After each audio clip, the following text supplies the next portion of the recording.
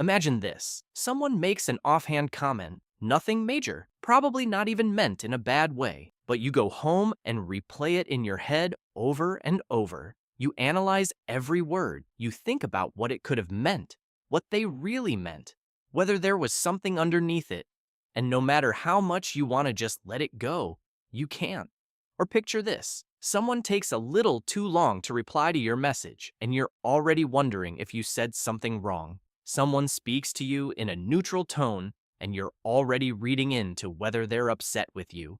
If any of this sounds familiar, you're not weak. You're not too sensitive. Your brain just works differently. And today we're going to break down exactly why and what's really going on underneath it. Psychologists have noticed something interesting about people who get hurt easily or feel things far more intensely than those around them. Almost none of them are doing it on purpose. It's not a choice. It's not drama. There's a very specific psychological mechanism behind it, and to understand it, we need to start at the beginning. The first thing to understand is that high emotional sensitivity isn't a character flaw. It's a neurological trait that roughly 15 to 20% of people are simply born with. Researcher Elaine Aron, who spent decades studying this, called them highly sensitive people, and what sets them apart is that their brains process information more deeply and more intensely than most. Where the average person hears a comment and forgets about it in 5 minutes, a highly sensitive person is still turning it over hours later, still looking for the subtext, still running through possible meanings, not because they enjoy suffering, but because their brain is literally not built to process things on a surface level. It's like having the volume of your inner world permanently turned all the way up. You hear things other people don't even notice. And here's where it gets really interesting. Because behind that sensitivity, there's often something deeper at work. Psychologists consistently find that a sharp emotional reaction to words or situations is frequently connected to an old psychological wound that never fully healed.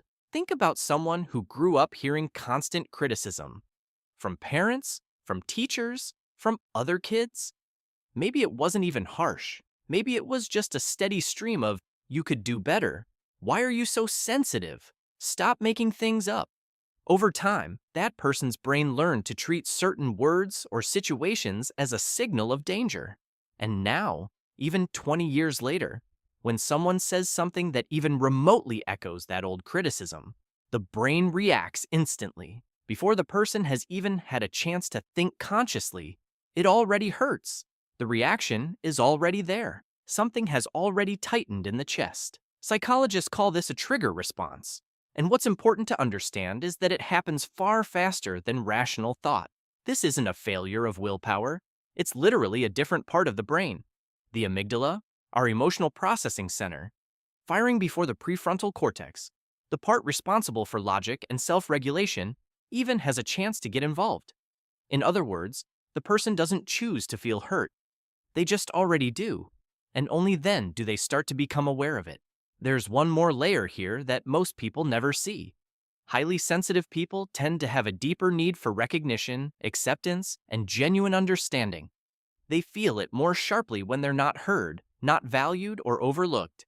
And when that need goes consistently unmet, even a small moment can land like a real blow.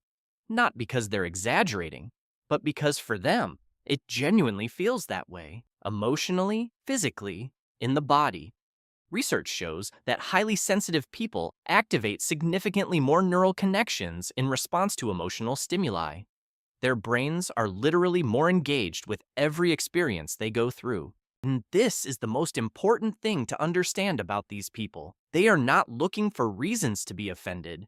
They don't want the drama. If anything, they suffer because of how intensely they react. They wish they could just let things go, stop thinking about it, move on. But they can't, because their brain keeps searching for safety and meaning long after everyone else has already moved on. And in that, there's both the difficulty and the beauty, because the same depth that makes them feel small things so painfully is the exact same depth that allows them to feel joy, connection, and love in a way most people simply never experience.